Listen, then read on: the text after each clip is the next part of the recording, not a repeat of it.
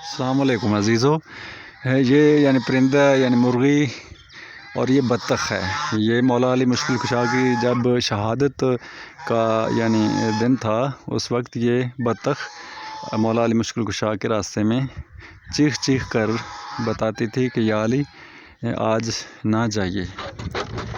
تو مولا علی مشکل کشا تو حق کی خاطر جو ہے نا وہ نہیں رک سکتے تھے. تو وہ تشریف لے گئے مسجد میں اور ملعون نے مولا علی کو شہید کر دیا. تو یہ گھوڑوں کا نظام آپ کو وزٹ کراتے ہیں. یہ جو ہماری زمین ہے مرغی جو آپ سے شیئر کرتا رہتا ہوں میں، یہ مرغی موجود ہے. مرغی یہ بھی اللہ بولتی ہے. مرغا اذان دیتا ہے تو یہ ان کے انڈے ہم کھاتے ہیں.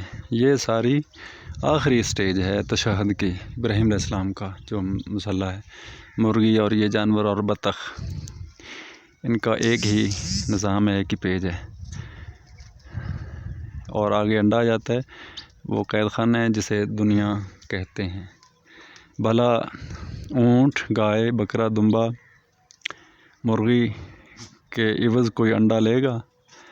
یہ دنیا انڈا ہے، لہذا انڈے کو چھوڑیے، انڈے کو توڑیے اور اہل بیت کی طرف نکل جائیے عرش کی جانب. یہ تو مصلی ہیں، وہ خود اہل بیت ہیں اور ان کا نظام ہے جو یعنی جنت ہے. یہ اینٹی جو گروپ ہے اس کا ایک یہ کتا آپ کو دکھاتے ہیں، یہ سو رہا ہے. یہ انسان کے ساتھ اللہ تعالیٰ نے جوڑا ہے تاکہ ہر لمحہ انسان مخالف گروپ کو بھولے نہ، اور اس کو بھی انسان کو کے تابع کیا ہوا ہے. یہ تابع اس لیے کیا ہے، ساتھ جوڑا ہے، اس کی یہ رکھوالی کرتا ہے جانوروں کی، اور تاکہ انسان مخالفین جو گروپ ہے اہل بیت کا اس کو ہر لمحہ یاد رکھے.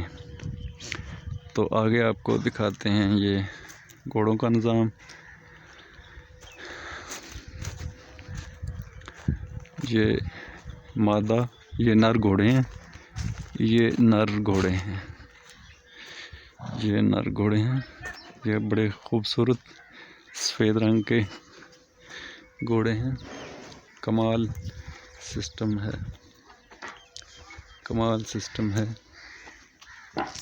کمال سسٹم ہے ان کا. یہ آپ کو شیئر کراتے ہیں.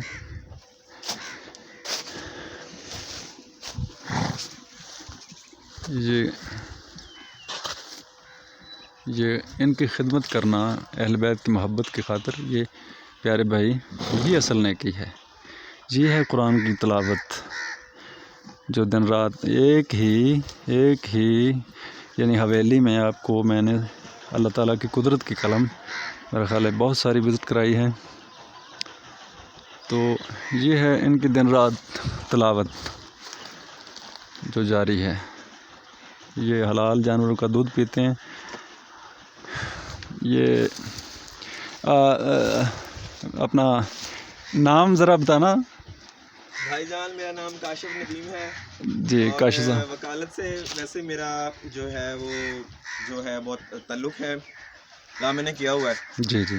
لیکن الحمدللہ جانوروں کا مجھے بہت شوق ہے، اور اللہ تعالیٰ نے اس میری محنت کو جو ہے وہ اس کا مجھے صلہ بھی دیا ہے. جی. ایک گھوڑی سے میں نے کام سٹارٹ کیا تھا، الحمدللہ میرے پاس یہ 6 جانور ہیں اب. گڈ. تو اب اس میں سے ابھی 6 سے بھی زیادہ تھے، کچھ مر گئے اس میں سے.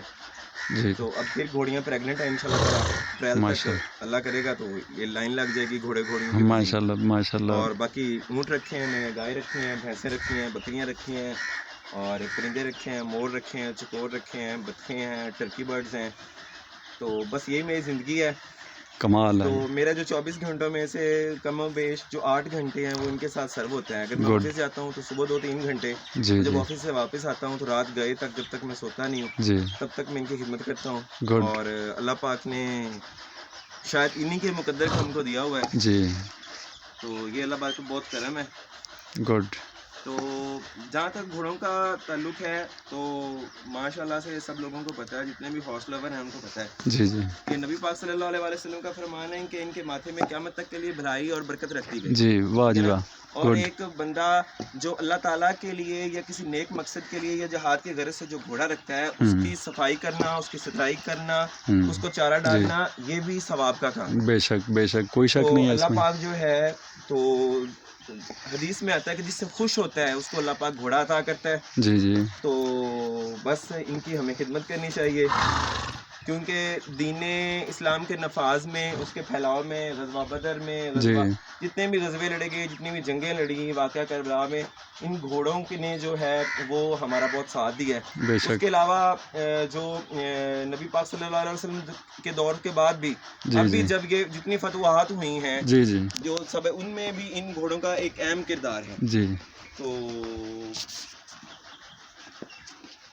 تھوڑا سا اپنا کاشف صاحب تھوڑا سا آگے، تاکہ یہ ان کی زیارت بھی ہوتی رہے گھوڑوں کی. جی جی. تو ان آپ کے پریکٹیکل میں ان کی وفاداری کے بارے میں کچھ بتا دیں. یہ بہت وفادار جانور ہیں، اور آپ یہ سمجھ لیں کہ جب میں گھر آتا ہوں تو جب گھر سے 1 کلومیٹر دور ہوتا ہوں تو میرے گھر والے میرا دروازہ کھول دیتے ہیں گھر آنے کے لیے، کیونکہ ان کو پتہ چل جاتا ہے کہ میں آ گیا ہوں. جی. کیونکہ 1 کلومیٹر سے یہ لوگ اسمیل کرتے ہیں. جی. اور ان کو پتہ لگتا ہے کہ جب یہ آواز دیتے ہیں تو گھر والوں کو پتہ ہوتا ہے کہ وہ آ گئے. جی. اور جب میں جاتا ہوں تو پھر یہ ذرا اداس ہو جاتے ہیں، جب میں آتا ہوں تو پھر ان کی رونقیں بحال ہو جاتی ہیں. ماشاءاللہ. یہ ساری ماشاءاللہ سے ہوم بریڈ ہے. ابھی اس کی عمر کوئی 6 ماہ کے لگ بھگ ہے. یہ تقریباً 2.5 سال کا ہو گیا. جی.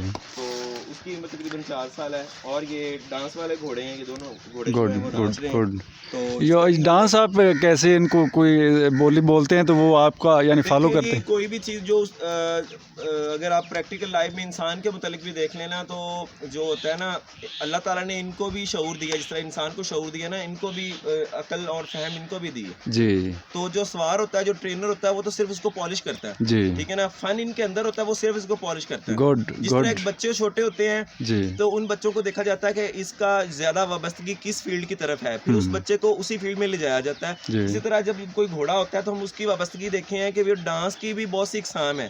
ٹھیک ہے نا. ادر دمال ہے، اس میں ریڈ ہے، اس میں چوکڑی ہے، اور اس میں لنگوری ہے، اس میں جو ہے نا کافی اس کی اقسام ہے.